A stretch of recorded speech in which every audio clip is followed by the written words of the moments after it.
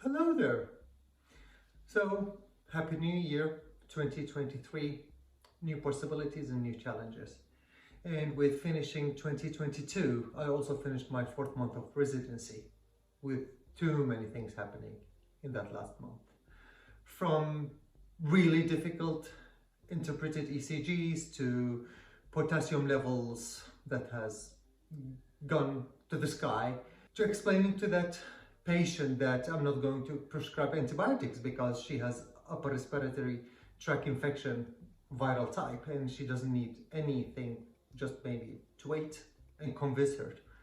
And also talking to that wife that is really worried about her husband's health and she's frustrated, talking to her and explaining why you're not giving her antibiotics again, or you're not doing anything more.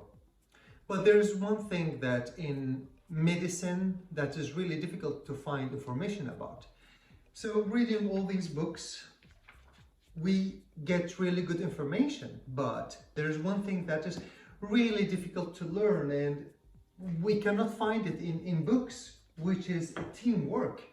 And in this month I have learned a lot about it, especially how to stand for my colleagues, me as a doctor, me as an intern doctor, to be there for the people who are working in the laboratory. They have a busy day, they're running around, and I want to take an ECG for my patient, and I have 5 minutes, and I was like, why not taking it myself? Why only to delegate it? Well, they're busy. Or to that nurse that comes to me asking for help, asking for a second opinion, or just a brainstorming about a patient, what would we like to have a plan for the patient. Or that nurse that calls me from a nursery house and she tells me, okay, I have this patient that was sent to me from a hospital. I just want to brainstorm with you how to put a plan. And despite having a full busy schedule, just being there, brainstorming and saying, okay, this is what we can do, and putting this time, yes, it's an added pressure, but at the same time, this is the value of teamwork. Just being there for other people, also not for the nurse assistants or for the nurses, but at the same time for my colleagues, the other interns that maybe they come and they would ask me a question about, okay, I have this patient with this presentation, I have thought about these differential diagnoses and am I missing something? And it has been so beautiful, and I love the way that, yes, I really do appreciate myself that I was trying to be there for people. But there is a very important thing, which is not only to give support, but also to let people give me support. And this also was something that I really appreciated, that sometimes the nurses, the staff, my colleagues would come to me and they would say, have you had water? Did you take a break? Did you have breakfast or lunch? Dear, take 2 minutes, just sit down, relax, you're too stressed. And I would say, no, but I have this patient, I need to think about it. Him, her, the disease, medications. And they would say, dear, 2 minutes, just sit down, drink something, things will be fine. And accepting this compassion from them to me, it kind of also changed how I view a doctor's position. It's not only about supporting people, giving advices, but also about being able to receive compassion. There is another type of teamwork that is the most vulnerable, but at the same time, the most empowering, in which that moment that I have a patient with a symptomatology and a physical finding that I cannot put the pieces of the puzzle together. Everything is vague, weird, and I don't know what to do. That moment to admit and say, okay, I have all the guidelines I would read, but really saying at some point, I don't know how to go through, I don't know how to go ahead with this patient, I need help. And at that moment, that decisive moment, when I say, okay, I need help, there is, oh my God, too much self-judgment. Self-judgment in terms of, why can I not put the pieces of the puzzle together? Is it because my knowledge is not that good enough? Or am I stressed? Have I missed something? Did I miss asking a very crucial question? Am I misinterpreting everything? What is going on? And that moment when you say, okay, I need help, I'm going to ask help. And I would go to a specialist in my place and would say, or even my colleagues, the interns or the återläkare, and say, okay, I have this patient, I need some help. Or even a more scarier scenario in which I would like to ask a specialist about how to go through with that patient.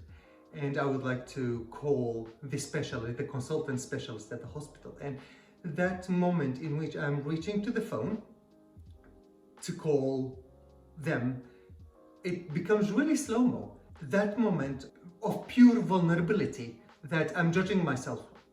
Have I understood my patient? Have I understood the symptomatology, the physical findings, the investigations? Do I know the missing pieces? What am I going to ask? Is my knowledge good enough?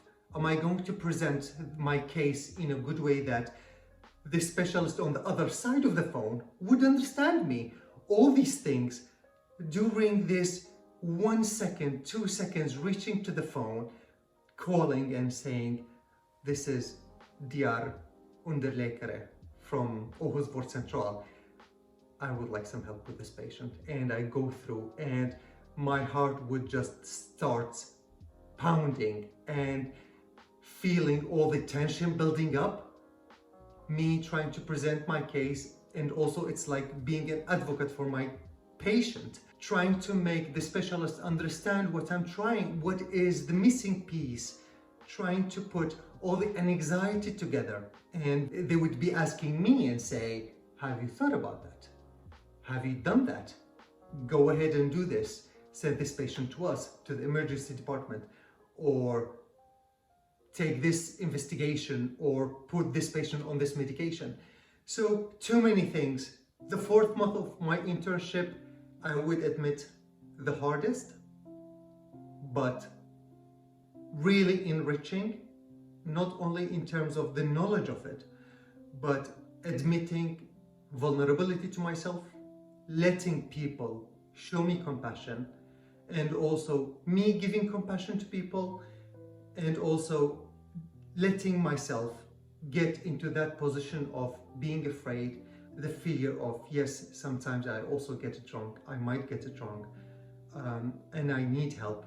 And there are people that I can ask help from my colleagues, from the specialists, or the consultant doctors from the hospital. So I would be describing the 4th month as communication skills.